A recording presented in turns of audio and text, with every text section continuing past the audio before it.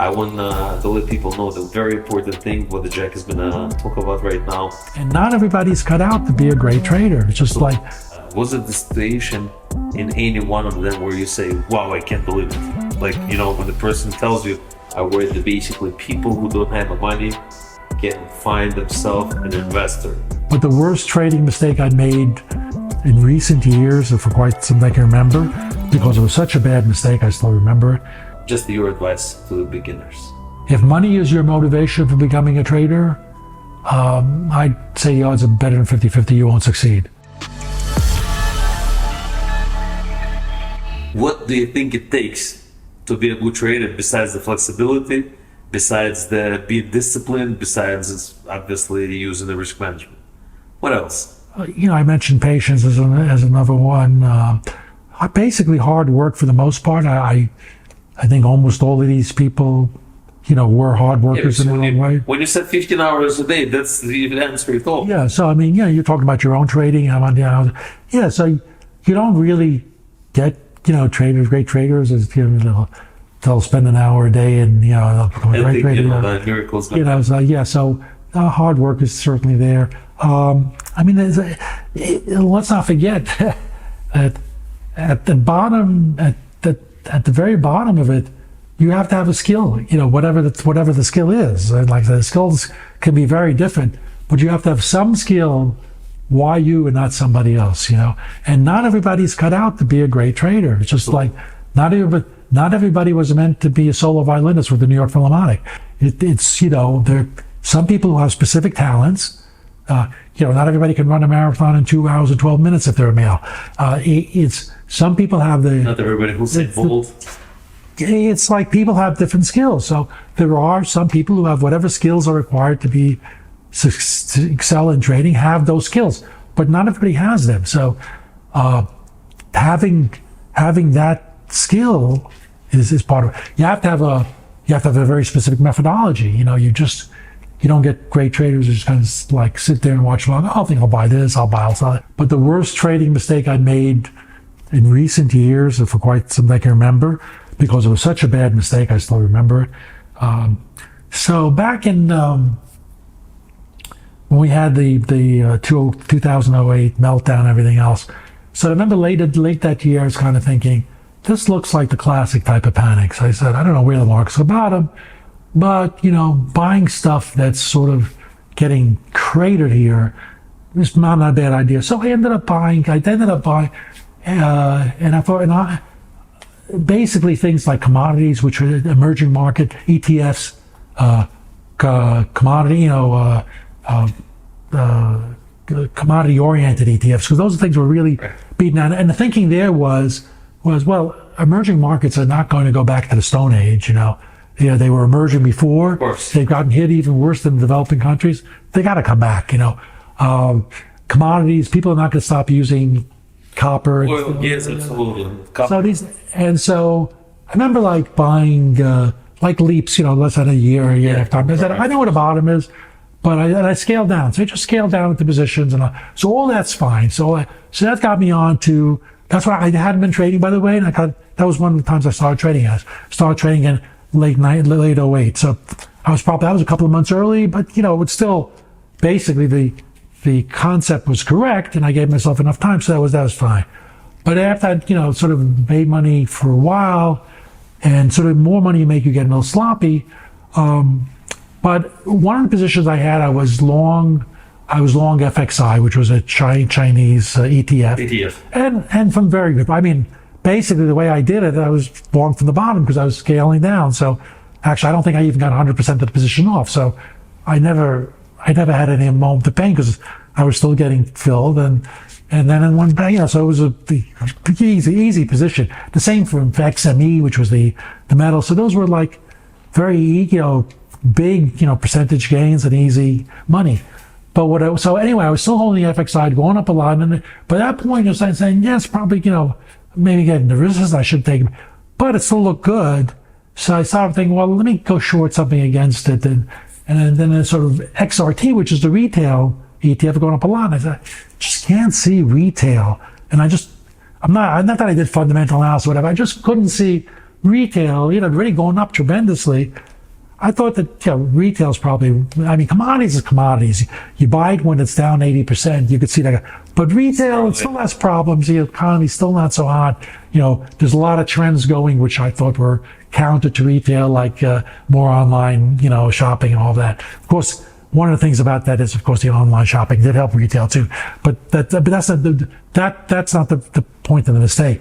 But in any case, I went short the XRT, and so for a while, maybe it didn't make much of it. So instead of taking profits or getting out of FXI, essentially I was like in a long FXI, short XRT. Now this is like to point out the worst mistake that I can think of. I can't remember a worse mistake than this. I'm sure I made worse mistakes, but this is the one that sticks in my mind. And so I had my biggest, my positions may have been at that time FXI, and then offset by XRT. One day I remember the FXI is down 2%. And the XRT is up 2% in one day. And I'm sort of both of them against. Yeah, right. So my long is down 2%, and my short is up 2%. Now, on some level, I understood that, but I probably because I had made money, I was sloppy. I said, "Well, yeah, that's just like 4% in one day difference." But anyway, I eventually got out of it, but I threw away a lot of money by not. I mean, that would have been still a blessing to get out on that day, right, where it had only gone 4% against me on that day. You just couldn't believe it happened. But just the fact is, I knew, I'm short what's very strong, and I'm long what's very weak. It's the exact opposite of what you want to be. So obviously, I mean, I get, you're never immune to making the same mistake. Hopefully you make it less often or whatever. But you ask me what the worst mistake is, and that is the worst mistake I can think of. Was it the situation in any one of them where you say, "Wow, I can't believe it"? Like, when the person tells you, and usually when you do the interview with anyone, obviously you do expect something, always, when you get a question, approximately what they're going to answer. But was there any one out of all of the people that you interview that's completely shocked you with the answer? Probably. I don't, that's, it's a fair question. Right? Nothing springs to me like with something. Yeah, I mean, maybe the most surprising line that I would have heard, we talked about before actually, would have been Ed Secoda's line. Everybody gets what they want on the market, implying that applies to losing traders too. So if you talk about the most unexpected comment by a trader, that I can't think of anything more extreme than that. Let's talk about Ed. Yeah. What's so special about him? Well, at first, he's a very unusual. He's eclectic. He's kind of an odd. He's a character, and so he has this kind of wit, this satirical wit about him. He was actually one of the first people to kind of start using technical systems. Like, sort of now, everybody moving averages become so mundane. But back he was doing it when there were mainframe computers, and he was doing it on punch cards, and nobody was doing it. So he was probably one of the very, very first people to do systematic trend following on a computer. 3 of your most recent proprietary tools: indicators, trend weight, overbought or oversold weight, OOW, and the directional weight, DW indicators. You asked my opinion about indicators? I'm not an indicator fan. So I personally don't. Indicators basically lagging. They don't look. Whatever the indicators are derivative of price chart, right? And so there's nothing that's in the price chart that you can't see in the price chart that the indicators can tell you. So, but some people feel comfortable using indicators, and actually in his book, this The Complete Guide to the Futures Market, and I had a co-author on it. But basically, and I give him credit for the example, but that the chapter on indicators, which and I'm not an indicator, so he wrote that, but he came up with examples showing like how this idea, let's say the people come up with this stuff like the indicator makes a new high and the price doesn't, you get the vice versa, you get divergence. And sure, you could find those examples, but You cannot bet on it but you could find, more examples the other way. when it doesn't work. Because you see it, when it happens, you see it. What you don't see is all the times where that happens and it's not a topper. It's not because your eye goes to top and bottoms. And if some of those tops and bottoms, you'll have a divergence. So, the indicator is giving you this great signal. When there's divergence, it's a top and a bottom. No, what's happening is you're looking at the tops and bottoms, and some of them have divergence. What you don't realize is your eye is not seeing the 80% of the times where you had divergence and there wasn't a top or a bottom.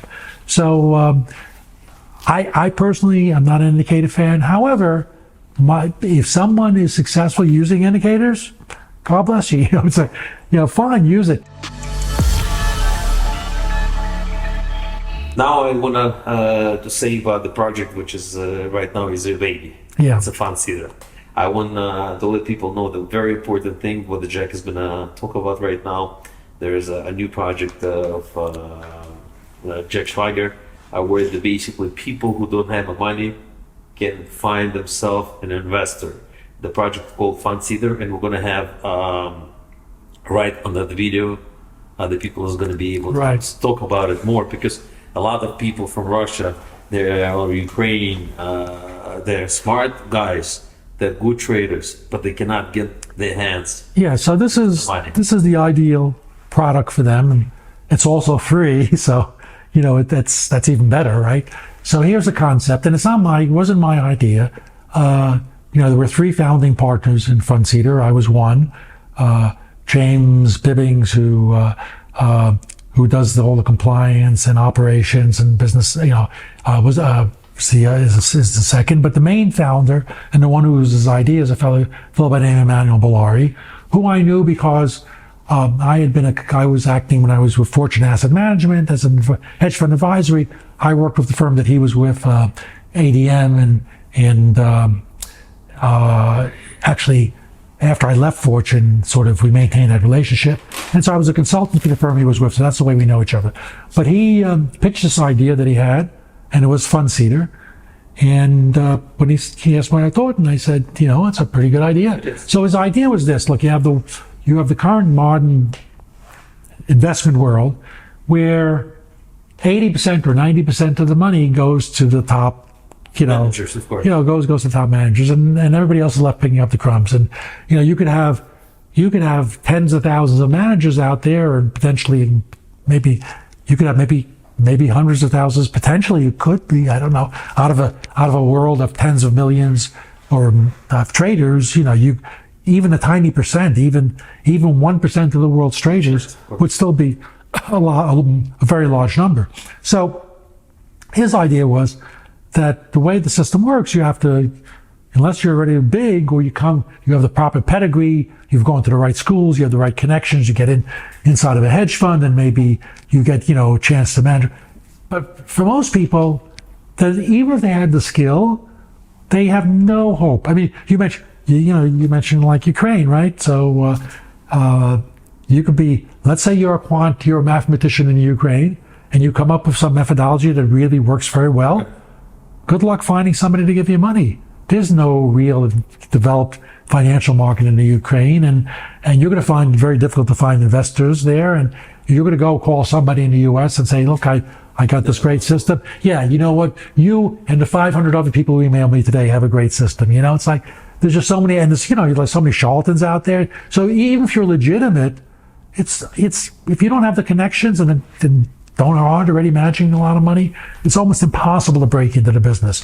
So the idea was to create a website, a central a marketplace, right, where traders could get discovered if they really had talent, and where investors could, if I'm an investor and I'm looking for new trading talent, I don't want to invest with the same big hedge fund. I want to find somebody who's, and I'm willing to give somebody who's only trading a small amount of money. If I could see that they're really doing well, I'm willing to take, I'll like give money to 100 of these guys and see how they do, right?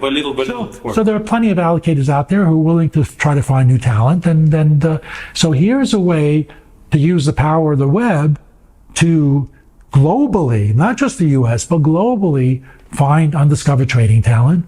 And then that same medium can be the connection to the investors looking for that talent. So that's the basic concept. We actually have to break it up into two parts. For legal reasons, we had to make the investment side separate. We have to make the investment side separate because then the trading companies, the trader platform is just a pure technology company.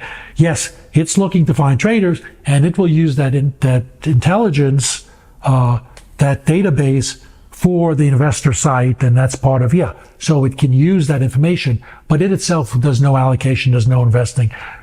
So all the registration, all the compliance occurs on the investor side. So they are separated, but it's the same, the concept. The companies are connected in so far as the same ownership, and the idea is to use what we find on the trader side, to use it for the investor side. And we've got some partnerships now. We've focused the first few years as developing the trader side. Part of that was to make a platform that is has very good tools. You probably have this, even sites that you spend money for will probably not have tools as well as this. So traders can do stuff like, of course, they can generate their equity curves, their daily automatic, if they link their accounts to FundSeeder, their equity curve will update daily. You can generate stuff like underwater curve charts, volatility charts. So you're trading rolling indicators. You can, what does it look like? What does my rolling 12-month return look day by day by day? You can compare it to index. What does it look like compared to the CTA index, to the S&P index? We even have stuff on there like, what if I apply technical analysis to my equity curve? Well, what's going to be? Like if I want to do a crossover moving average on my equity curve, and I stop trading every time it crosses on the downside and start trading an upside, would I be better off? Stuff like that. You can even those tools are on there. So there's a lot of stuff that's on, and all the statistics that you could think of. Like obviously Sharpe ratios, Otini ratios, all that stuff, and it's all there. It's all free. It's all easy to use. Why? Because originally, actually, we had a difference. My Emmanuel, whose idea it was, his idea, he really wanted to make it a subscription. I said, Emmanuel, you're crazy. I said, nowadays, nobody likes to pay anything on the web. It's too difficult. You can never make money. The way to do it is just use it to find traders. The money will be made by using those traders, finding investors to allocate, and then having a share of that. And of course, that's the way we've evolved. That's the concept. The concept is for traders who, actually, if they have a trading talent, they want to be discovered. Here you go. This is a great way of doing it, because we'll be searching that database, and we're just now beginning. I mentioned I was in Kyiv just a month ago, because our technology team is in Kyiv. Actually, not just in Kyiv, actually throughout the Ukraine. We've got people. This is excellent. I said in Kyiv. Actually, I was twice. The last time I was in Odessa. That's where I'm from. Yeah. So the last time I'm meeting with the team was in Odessa. Time before we went out, it was in Kyiv. So we've got our technology team in the Ukraine. So where was I going with this? I got off on a tangent about going to the Ukraine. So the reason we were out there the last time is because now we're ready to develop the investor site. So I had spent time designing what the investor site should be, and sort of I basically come up with it. That's my end of the founding three partners. I'm the analytical guy, the trading guy, the guy knows. So I kind of designed, I've been both an allocator and a trader, so I know both sides. So what I did as a trader on a trading platform, I designed it as a trader. What would I like to see? How would I like it to look? And now from as an allocator, what would I like the site to look?